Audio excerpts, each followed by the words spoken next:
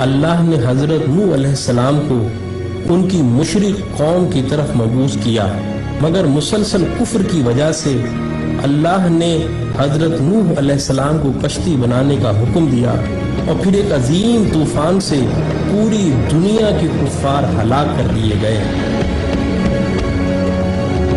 اور یہ کشتی کوہ جودی پر آ کر ٹک گئی تھی۔ یہ کشتی آج کہاں ہے اور اس کی اصل حقیقت کیا ہے؟ آئیں آج ہم آپ کو دکھاتے ہیں۔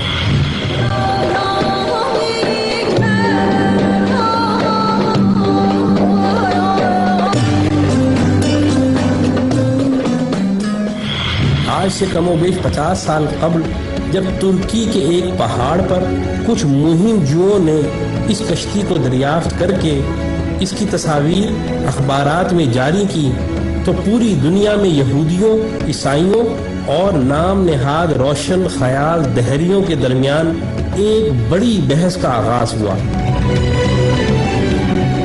کشتی کا انکار کرنے والوں نے بعض بہت ہی اہم اعتراضات اٹھائے، جس کا تسلی بخش جواب دینے میں یہودی اور عیسائی ناکام رہے، لیکن قرآن میں ان اعتراضات کا تسلی بخش جواب موجود ہے۔ انکار کرنے والے دہریوں نے پہلا اعتراض یہ اٹھایا کہ بغیر کسی ٹیکنالوجی کے 6000 سال قبل ایسی عظیم الشان کشتی بنانا ناممکن ہے جو مہینوں تباہ ہوئے بغیر سمندر میں اتنا وزن لے کر سفر کر سکے۔ قرآن کی سورہ قمر میں اس کا جواب اس طرح دیا گیا ہے کہ اور ہم نے نوح کو ایک ایسی کشتی میں سوار کیا تھا جو تختوں اور کیلوں سے تیار کی گئی تھی۔ حالیہ تحقیقات کے بعد اس کشتی سے دھاتی کیلوں اور تختوں کے آثار ملے۔ پھر ان انکار کرنے والوں نے دوسرا اعتراض یہ کیا کہ یہ کیسے ممکن ہے کہ 6000 سال قبل اتنی بڑی کشتی بنائی جائے جس میں دنیا جہان کے جانوروں کے جوڑے سوار ہوں۔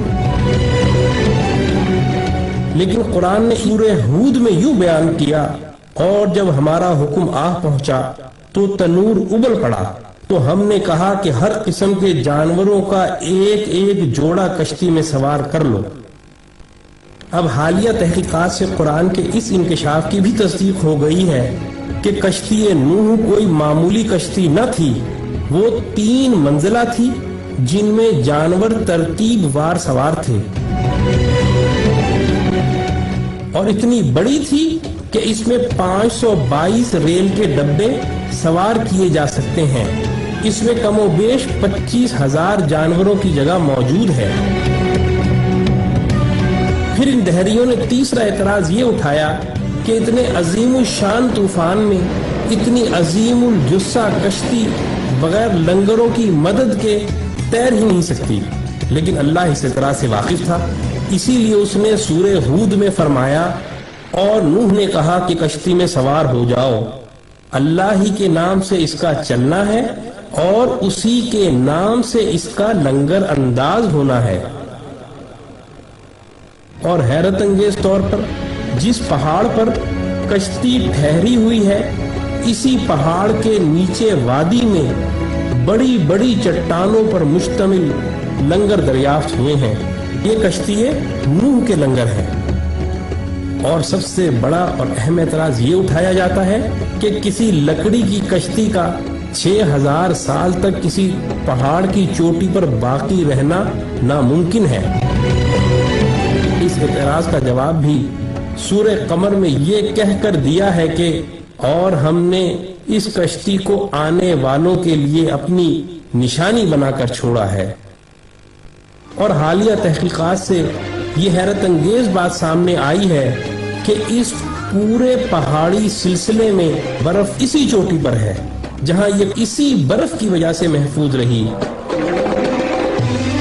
قرآن کا انکار کرنے والوں، اب بتاؤ ان عظیم آیات کے بعد اب کون سا اعتراض رہ گیا ہے جس کی بنا پر آپ قرآن کو اللہ کا کلام ماننے کے انکاری ہو؟